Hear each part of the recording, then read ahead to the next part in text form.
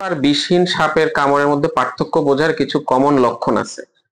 যেমন ধরেন, যে স্থানে কামড় দিয়েছে ওই স্থান, আক্রান্ত স্থানটা ফুলে যেতে পারে। হ্যাঁ, আক্রান্ত স্থানে ক্ষত হতে পারে, ওখান থেকে রক্ত ঝরতে পারে, ঘা হতে পারে।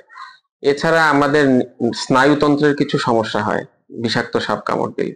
যেমন পেশেন্টের একটা ঘুম ঘুম ভাব থাকে, চোখ নাড়াতে পারে না, চোখের পাতা পড়ে আসতে থাকে, ঢোক গিলতে কষ্ট হয়, নাকি সুরে কথা বলে, কথা জড়ায় আসে, বড় বড় মাংসপেশিগুলো দুর্বল হয়ে যায়, ঘাড়টা তুলতে পারে না, ঘাড় পড়ে আসে এবং একটা পর্যায়ে শ্বাসকষ্ট শুরু হয়।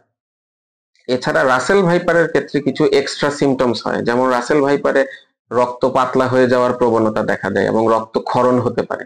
কামড়ের স্থান থেকে রক্তক্ষরণ হতে পারে, দাঁতের মাড়ি দিয়ে রক্তক্ষরণ হতে পারে, প্রস্রাবের সাথে পায়খানার সাথে রক্তক্ষরণ হতে পারে এবং রাসেল ভাইপারে একটা পর্যায়ে কিডনিও ড্যামেজ হয়ে যেতে পারে। এটা হলো আলাদা কিছু বৈশিষ্ট্য। এর জন্যই রাসেল ভাইপার কেউটে বা গোখরা সাপ থেকে একটু খারাপ, যেহেতু এটা বিভিন্ন সিস্টেমকে একসাথে আক্রান্ত করে। তো মোটামুটি এইগুলো দেখে আমরা বুঝতে পারি যে এটা বিষাক্ত সাপের কামড়। তখনই অ্যান্টিভেনম দেওয়ার প্রশ্ন আসে। অ্যান্টিভেনম সাধারণত 10টা ভায়েলে মিলে একটা ডোজ হয়।